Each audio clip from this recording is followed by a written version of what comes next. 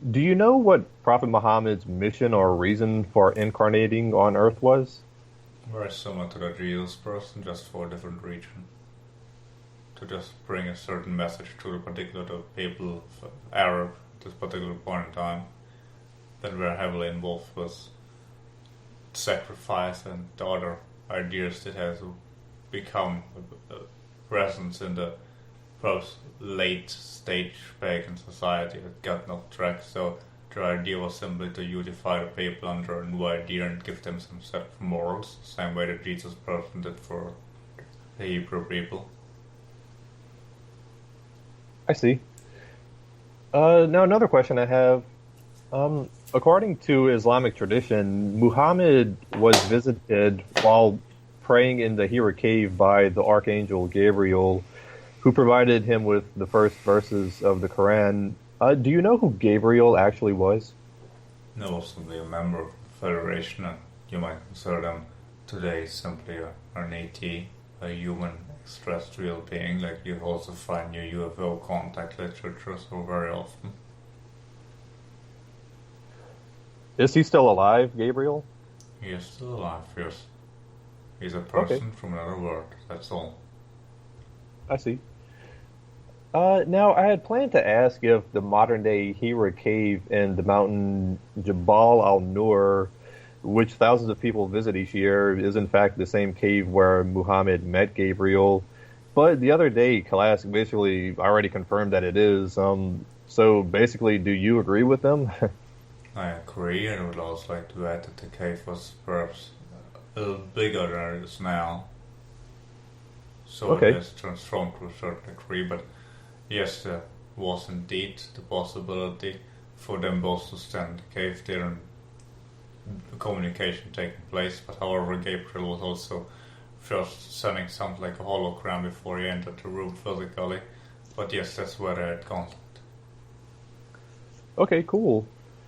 Now, I know that the modern day Bible has been heavily changed from its original form by groups aligned with the empire, such as, the Council of Trent and so on, for them to have their own power over the masses. Did anything similar happen with the Quran, or is it true to its original form? Yes, the Quran was obviously also changed to the same degree as the Bible was, like most of the religious scripture, unfortunately. So, who changed the Quran and why? Numerous scholars, simply for their own egoic reasons, after the death of the Muhammad person. I believe there were several conflicts. For example, even a Arabic person was mostly true to original teachings, but there are also different scholars that want to put their own spin on there and keep some of the original traditions, perhaps that were not in accordance with the teaching of Muhammad, and that they thought it was more important for them to keep their structures rather than follow through with the teaching. Similar to the Bible idea, really, but well, with their own spin on it, so to speak. And there was also cross misinterpretation of some ideas that led later to conflicts with the Christian idea, which was really the same teaching given to different peoples. I see.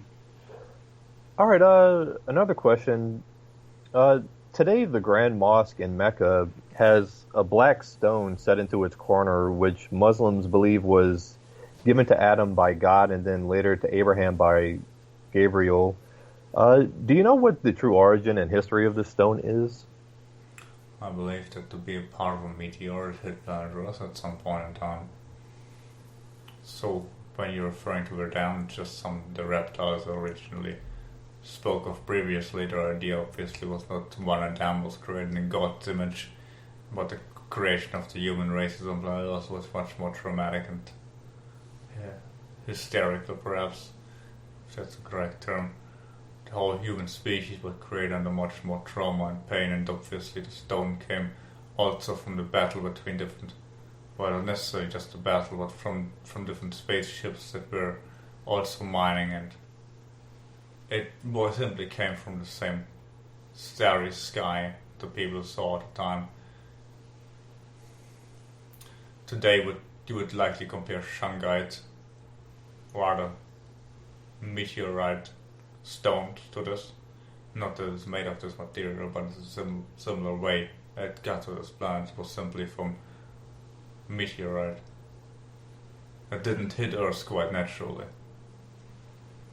Does it have any kind of supernatural powers, or was it, or anything like that, like some people believe? Like all crystals do, yes.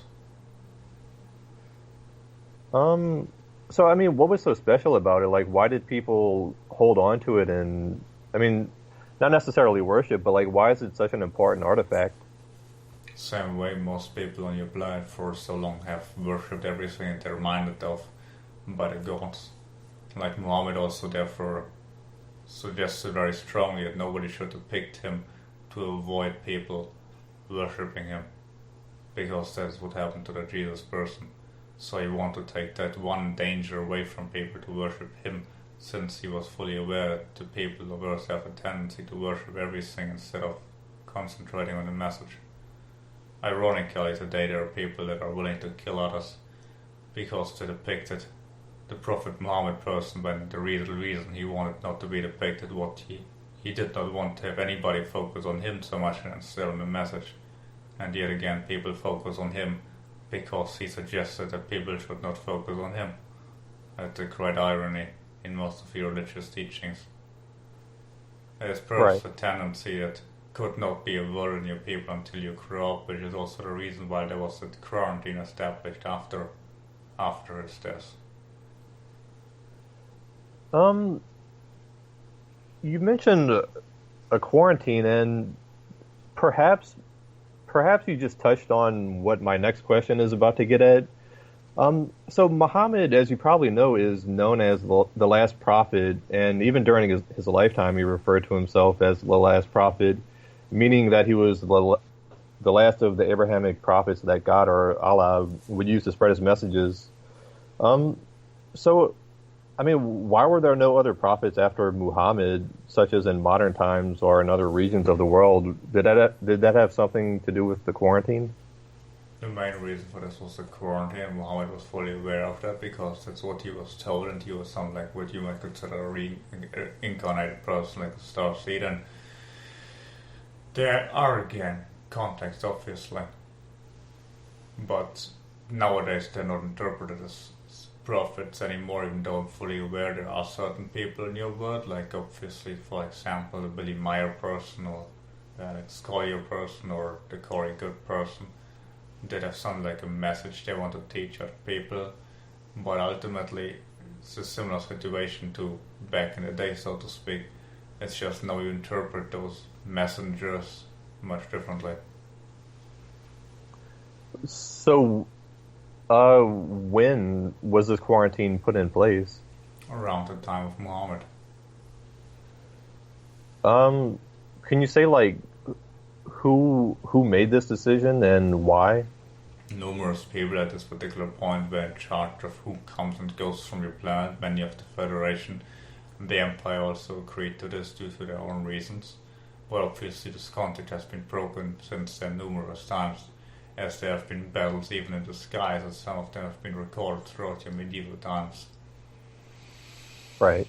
And secret societies always had contacts throughout this particular period of time, so the quarantine was mostly intended for the general public.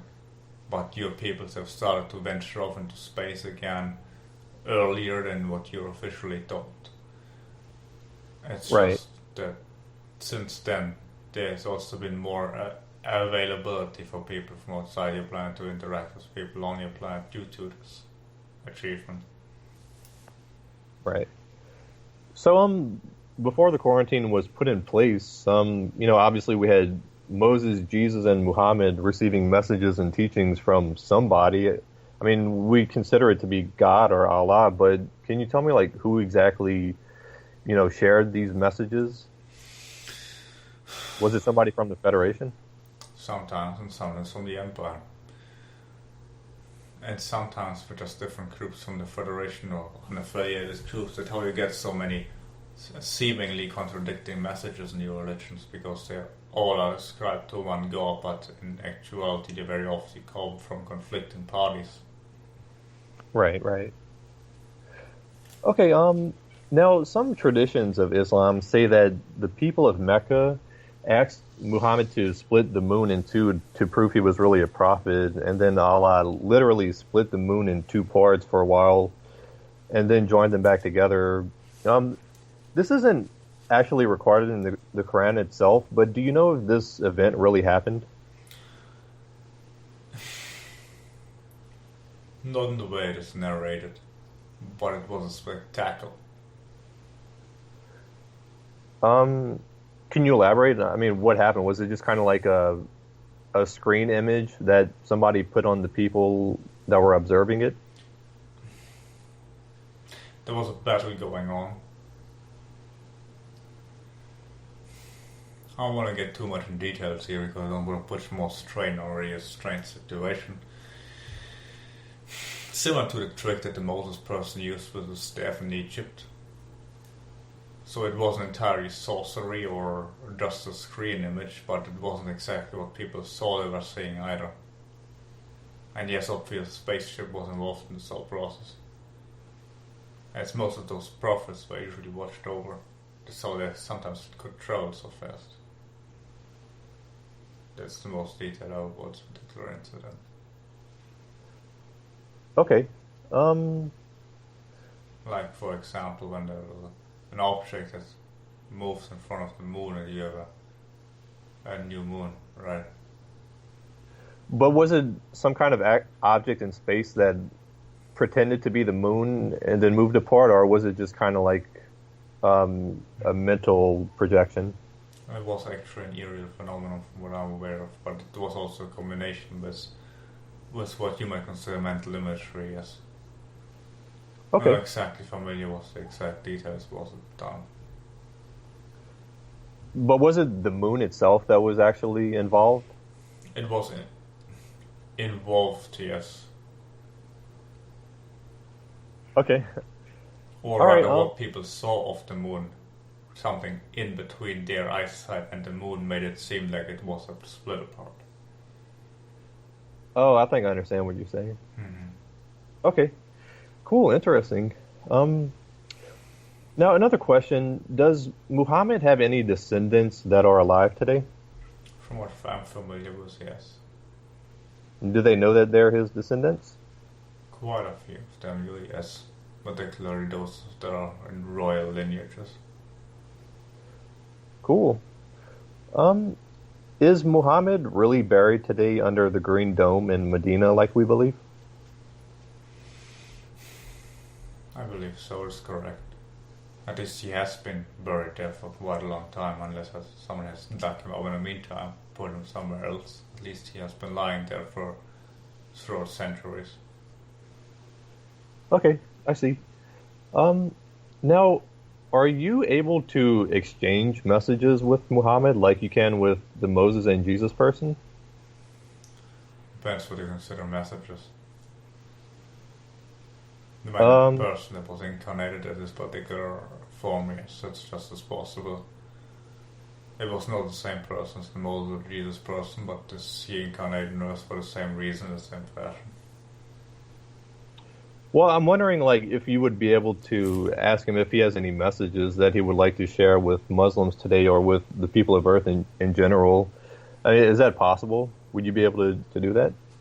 I would be able to ask so, but I can't guarantee an answer. Okay. Yeah. Well. There's probably a lot of fear at this particular juncture. Perhaps fear is not the right term, but the possibility to stir up further unnecessary conflict. Hmm. Okay. From Well. him, not from me. Okay. Well. Yeah. Maybe. I'll check back with you in the future about that. Yeah. I mean, it would be neat to have him, share any messages that he might have. But okay. Yeah. I'll check with you in the future about that. Uh. Now, I guess like to move on to another topic then. I told you the other day that I wanted to talk about Lyra, Well, and yeah, perhaps their idea that their teaching is the same, or essentially the same as in other religious ideas, and the main point was to bring people to the table in terms of communicating with basic principles of living together, and not so much on the vision that has been emerged from this. Was that his message? Yes. Okay.